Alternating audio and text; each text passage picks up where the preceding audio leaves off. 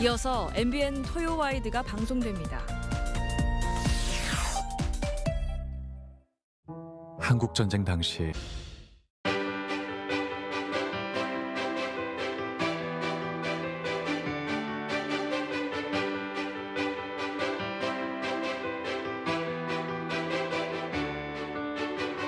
MBN 내가 뽑겠소. 매출 쭉, 성과 쭉쭉. 고려 기프트. 굿즈도 판촉물을 고려하라. 고려 기프트.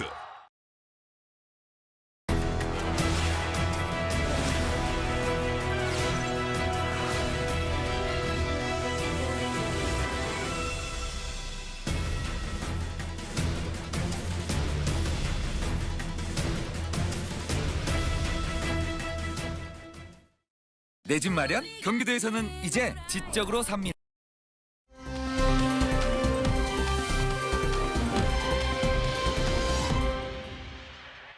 네, 안녕하십니까. 8월 9일 토요와이드 시작합니다. 특검 소식부터 자세히 짚어보겠습니다. 조기현 더불어민주당 법률위 부위원장, 송영훈 전 국민의힘 대변인과 함께하겠습니다. 안녕하십니까.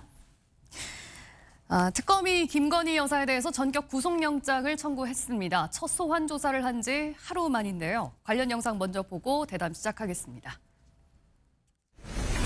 국민 여러분께 저같이 아무것도 아닌 사람이 이렇게 심려를 끼쳐서 진심으로 죄송합니다. 수사 잘 받고 나오겠습니다.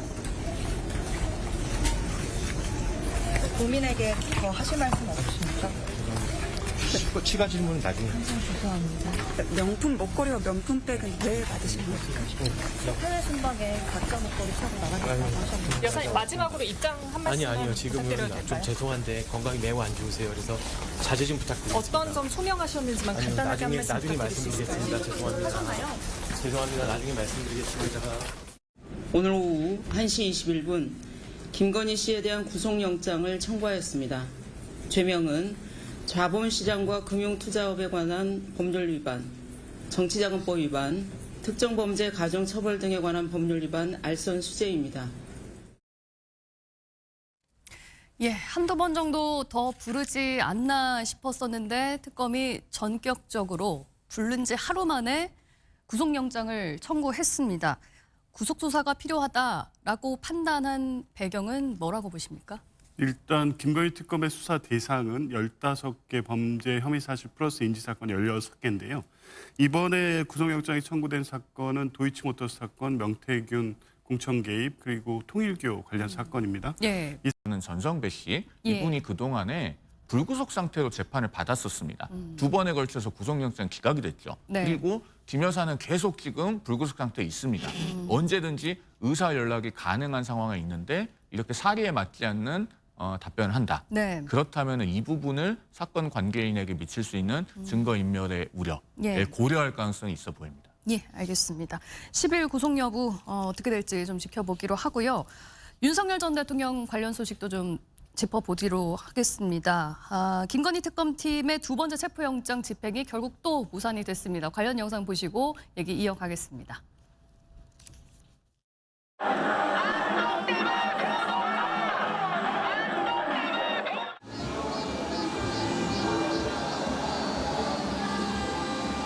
대통령 나이가 65세이십니다. 65세면은 노인에 해당됩니다. 젊은 사람들이 10여 명이 달라붙어서 앉아있는 대통령을 양쪽에서 팔을 끼고 다리를 붙잡고 그대로 들어서 차량으로 탑승시키려고 했습니다. 오늘 오전 8시 25분경 서울구치소에 피의자 윤석열에 대한 체포영장 집행을 지휘하였으나 피의자가 완강하게 거부하였고 피의자의 부상 등이 우려된다는 현장의 보고를 받고 9시 40분 집행을 중단하였습니다. 특검이 이번에는 물리력을 동원해서라도 꼭 체포를 해오겠다라는 강한 의지를 보였는데 또 실패를 했거든요. 거의 의자 채로 들고 오려고 했는데 이것도 못했다는 거잖아요. 윤석열 전 대통령 측에서는 불법 집행이었다라고 또 반발하고 있는 상황이거든요. 어떻게 보셨습니까? 뭐가 불법이라는지 설명을 좀 더 자세히 해주셨으면 좋겠습니다. 체포영장은 법원이 발부한 것이고요. 소환에 불응을 했고 앞으로도 불응할 염려가 분명했습니다. 체포영장의 발부 사유는 분명했고 네. 그 영장이 발부됐다면 어떤 식으로든 집행이 돼야 됩니다. 왜냐하면 영장 판시됐어요. 예. 그렇기 때문에 체포영장을 집행해서 조사실에 데려오는 것까지는 법적으로 가능합니다. 예. 그리고 거기에서 피의자가 진술 거부권을 행사하겠다고 하면 그건 헌법상의 권리이기 때문에 막을 수 없습니다. 네. 다만 이 두 가지는 분명하게 구분되는 것이라고 봐야 됩니다. 예, 알겠습니다. 그런데 윤석열 전 대통령 측은 지난 1차 조사 때와는 다르게 이번 체포 과정을 굉장히 세세하게 밝히면서 오히려 CCTV를 공개하라라고까지 했는데요. 관련 발언 먼저 듣고 얘기 이어가겠습니다. 완강하게 거부를 하시니까 의자를 들고 그 의자에 앉아있는 대통령님을 같이 들어가지고 같이 또 옮기려고 했습니다. 그 과정에서 의자가 뒤로 확 빼졌고 대통령이 땅바닥에 철썩 떨어지는 그런 사태까지. 그래서 허리를 의자 다리에 부딪히기도 하셨고 또 팔을 너무나 세게 잡아당겨가지고 팔이 빠질 것 같다고 좀 제발 좀 놔달라고 부탁을 해서 겨우. 변호인단은 지난번 집행과 오늘 있었던 불법 집행에 대해서 CCTV와 바디캠에 대한 정보 공개 청구를 해둔 상태입니다. 이런 마녀 사냥을 멈추기 위해서는 널리 알려야 되고 진실을 알아야 될 필요가 있습니다. 예, 지난번 1차 체포 과정에서 특검이 윤 전 대통령이 속옷만 입고 있어서 못 끌고 나왔다. 막 이렇게 세세하게 얘기하니까 오히려 윤 전 대통령 측에서 이건 인신 모욕 아니냐. 이렇게 강하게 반발을 했었는데 이번에는 상황이 좀 반전이 됐어요. 오히려 윤 전 대통령 측에서 좀 상세하게 공개를 하고 특검에서는 조금 말을 아끼는 분위기였는데 무슨 의도가 있다고 보세요? 저는 아직까지는 이게 실제 공개되는 것을 가정하고 하는 발언은 아니라고 봅니다.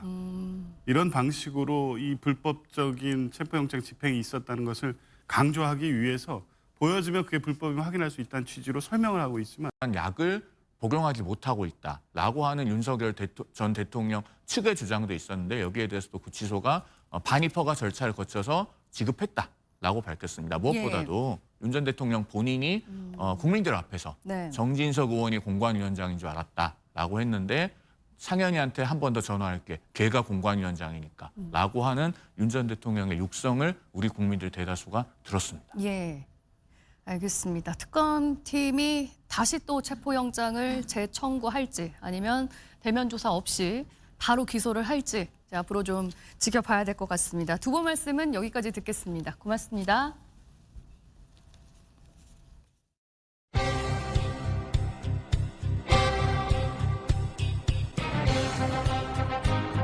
이제 장동혁이 바꾸겠습니다.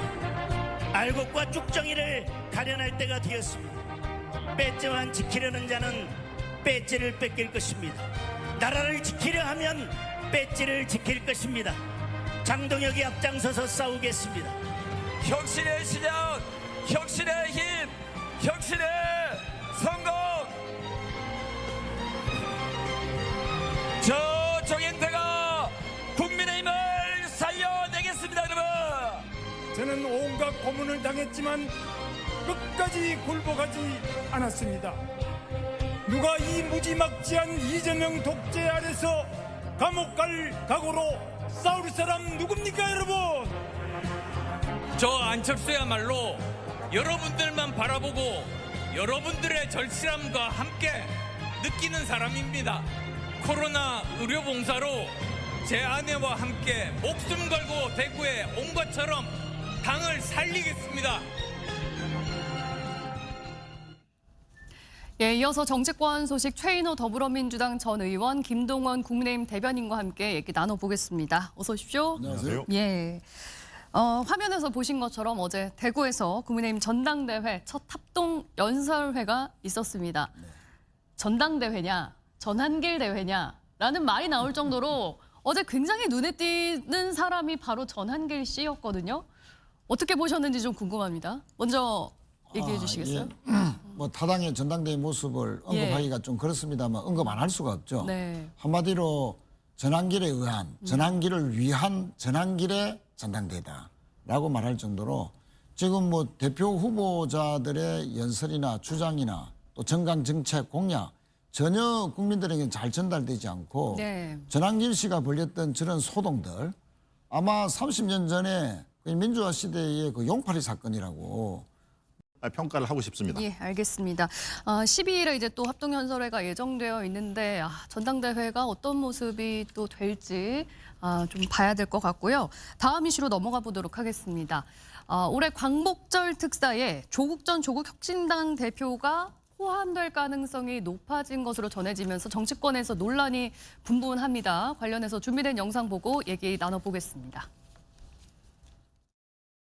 조국 일가가 어쨌든 확정 판결을 받았으니까 죄보다도 양형이 과다한 거 아니냐라는 이런 생각들이 있기 때문에 그런 점들이 충분히 고려돼야 된다고 생각을 하고 있습니다. 네. 조국혁신당 어제 의원님들도 저한테 개인적으로 붙잡고 조국 대표 사면 문제에 대해서 많은 부분을 얘기를 하시더라고요. 그래서 제가 대통령이 어련히 알아서 잘 하시겠거니 생각하고 이재명 정권이 기어이 파렴치한 권력형 범죄자 조국 전 장관을 사면하려고 합니다.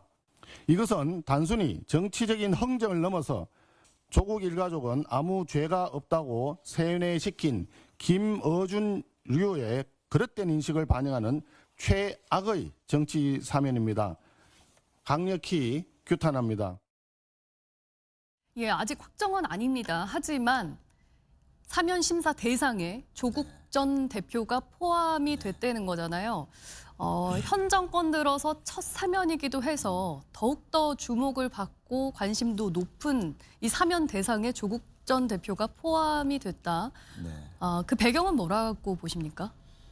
이게 우선 이제 뭐 대통령의 고유 권한이지 않습니까? 사면 복권이. 그래서 참 예측하기가 쉽지도 않고 또 그런 측면에서 배경을 말씀드리기가 상당히 조심스럽죠. 보궐선거를 통해서 국회에 입성할 그럴 플랜을 갖고 있는 것 아니냐, 저는 그렇게 예측을 해봅니다. 두 분 모두 내년 지방선거보다는 이제 원내 입성을 노리지 않겠느냐 이렇게 전망을 해주셨습니다. 일단 뭐 사면부터 돼야 되니까요. 복권도 그렇고요. 한번 지켜보기로 하죠. 자, 저희 토요 와이드 여기서 마치겠습니다. 시청해주신 여러분 고맙습니다.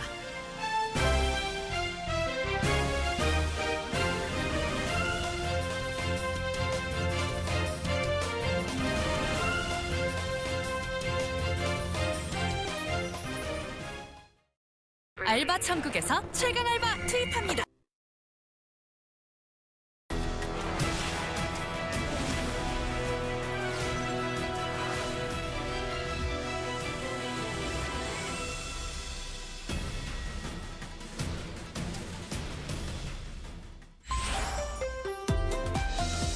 이어서 길바닥 머큐멘터리 전현무계획 2가 방송됩니다.